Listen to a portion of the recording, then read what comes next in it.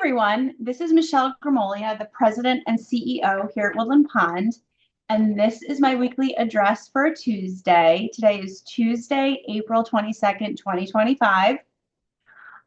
This is seeming to turn into a trend, but once again, we really don't have a lot for the update. I wanted to go through a few things, and as we have been trying to do, I'd like to start with some health center items. First and foremost, we are graced right now with the presence of our unannounced annual surveyors from the New York State Department of Health, and as well, there is a federal representative here. The federal representatives are required under the regulations to participate in a survey every several years. Usually we see it about every 5 years, and normally they're not here at the same time as the state surveyors. Again, this is just for skilled nursing. And what this is it's the annual regulatory compliance survey. Many years ago, I would say almost 10 at this point, the survey really kind of moved into a review of medical records, but also a great emphasis on sort of a person-centered survey. So while the surveyors will come in and review policies and medical records and documentation, they will also spend a significant amount of time over the next most likely week interviewing staff, interviewing residents, interviewing family members, participating in different meetings that are held on campus in skilled nursing. Like today, there was a residence council meeting. And the intent of all of this is to make sure that Woodland Pond is adequately meeting the myriad of various regulations that we are subject to in order to maintain our skilled nursing licensure. And so it would not be unexpected for those of you that have a loved one in skilled nursing to be contacted by the Department of Health this week. We do not control who they call. They ask us for a list of the residents that are in the skilled nursing environment and contact information for their family members. They really try to do a broad representation, and because we're such a small unit, only 40 beds, it's our normal expectation that they will contact everyone. So I guess you can look forward to that, and you may see that we have cleared our calendars for certain meetings and other things this week, as we are always wanting to be responsive to those surveyors when they come in. This survey is supposed to happen annually. However, the last that we had was actually in spring of 2023, so 2 years ago, 24-ish months ago. And that survey was fantastic in that we had no citations from the Department of Health. It is our understanding that the average over the last 6 months or so from the survey team that we have is somewhere between 8 and 10 citations. So I would be surprised if we end up with 0 citations again, just because it looks like they are doing a dive into different things. We are not immune to the things that they're looking at, but the most important thing is that if we are cited for anything, that we are able to fix those items and move on quickly. That's always been our approach. The last survey, which was the 2 years ago, was sort of an anomaly in that we didn't have any citations. It's typical that we'll have a couple. And certainly if the regional average from this team has been, anecdotally reported to be between 8 and 10, I wouldn't expect there to be other things. Again, mostly hopefully fix it kind of tickets. But whatever the outcomes are, we are required to post those publicly and share those, and we will do so. We usually don't get the report until about 30-ish days after the surveyors leave, but we will be in touch. The next thing is also related to the health center, and that is that next week, and I believe it is Tuesday. Let me just verify. I don't have it on my calendar. There is a health center family council meeting coming up. Again, I think that it's early next week, but we will verify that when we send this link out to everyone. And this is the family council meeting for our health center residents that are not able to necessarily represent themselves due to, let's say, cognitive impairment or communication issues. This is an opportunity for everyone to get together. We do it on Zoom, and we have an in-person opportunity to be able to ask different questions or escalate concerns or those kinds of things. Normally, we find that these meetings work best when if there's an individual concern that you have about your loved one, that we've had a preliminary conversation. At this point, everybody should have a handy dandy copy of the org chart that goes out for health center and how to escalate issues. We never want anyone to wait until a quarterly family council meeting to bring up individual concerns, but they're a great meeting. And we will verify the date, but I'm 99% sure it's next Monday or Tuesday at a 5 p.m. Eastern start.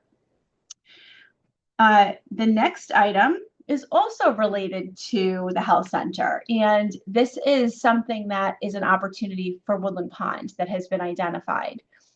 It seems like this kind of happens every few years or so, but we have had a number of admissions to the health center, primarily in skilled nursing for subacute rehab, but also a couple in assisted living and Garden View, our memory care unit, where it is very evident to me that Woodland Pond has not done an adequate job of doing an orientation for the residents or the families that are coming in, and things that we understand to be routine or standard operating procedure are not as clear to those that are coming in. And this relates to what Medicare pays for when there is a skilled nursing rehabilitation stay, what the purpose of that stay is, who makes the decision about how long the stay will be, how those decisions get made. There's definitely some, I guess, gray area that we're going to do a much better job at making sure people are aware of before there's a need for an admission. Things like, for example, when Medicare is the payer for the rehabilitation level of care, which is the therapies and those kinds of things, or recuperating from a surgery and that kind of thing, their dollars have to be associated with the intention or the admission reason for that stay. And that's distinct from other things that the person might have going on. And Medicare really looks for those two things to be kept distinct. So if you have your routine eye exam scheduled for when you also are here on a subacute rehab stay, there are reimbursement concerns. And these are easy things that we can educate on so that there are no surprises when people come into our levels of care in the health center. And always a great reminder that we can do a better job always of communicating expectations globally and individually. So you can stay tuned for some additional education on that. Most likely, it's going to initially come in the form of a dedicated address like this that people can refer back to, that we can save on our YouTube channel so that there aren't any questions. And then there will be some individual orientation that happens at the time of admission, and some re-education as we go through care plan meetings and so forth. But we always welcome these kinds of opportunities so that we can remember that what, again, may seem like routine or standard operating procedure to us, of course, is not going to be routine or standard operating procedure to someone that has never been in a skilled nursing rehab stay or into assisted living or memory care. The next things are related to Earth Week. We have got a plethora of Earth Week activities that are now underway. I would like to thank the committee, the subcommittee of SUSCOM that has spent months, literally, putting together all of the Earth Week activities. I was out of the office on a scheduled long weekend, came in this morning, and I was so pleased to be greeted with the beautiful display that's in the main lobby. It coincides beautifully with the absolutely gorgeous weather that we're having today, and it reminds us, I think, all of a spring refresh and why we're doing this and why Earth Week is so important. So thank you, especially to Sue Gilder, who was the chair of that subcommittee, and to everyone that helped put this programming together. And I hope that everybody chooses to take in at least one of the special events related to Earth Week. On Saturday, April 26th, in the PAC, we have the Ars Chораlis coming, several members of that, to do a mini concert for us. And they will be doing a selection of their favorite choral pieces, as well as an introduction to the history and mission of the choir, which is now celebrating its 60th anniversary. On Sunday, April 27th, in the PAC, the Bucket List Band returns for a spring performance of varied songs from Edith Piaf to the Indigo Girls. And this group, which is primarily folks over 60 years old, has 3 guitarists, 2 ukuleles, and an electric bass. I'm sure that will be great. Gretch has also asked me to remind everyone that the meditation group now meets on Tuesdays at 11 a.m. in the art studio, and that new participants are always welcome. And I did look at the calendar. I saw there were some interesting things going on this week. So just to touch on those, in addition to the Earth Week items that we have going on, there is a Health Center committee meeting today at 2 p.m. We are sending a bus to the SUNY New Paltz lecture at 6:15. We've got a SUSCOM meeting tomorrow. That's on the Earth Week calendar. A trip to the New York Botanical Gardens on Thursday. Some more Earth Week programming as the week goes on, and some of the other trips. So please do make sure that you're looking at your calendar regularly, and it will definitely enlighten and brighten your day. Work orders. This is the time of year that everyone hopefully will get out and about. There is power and peace in getting outside.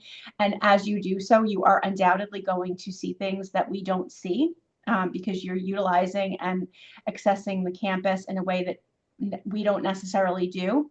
And this is the request that you please put in a work order for anything that you observe that seems unusual, out of place, unsafe.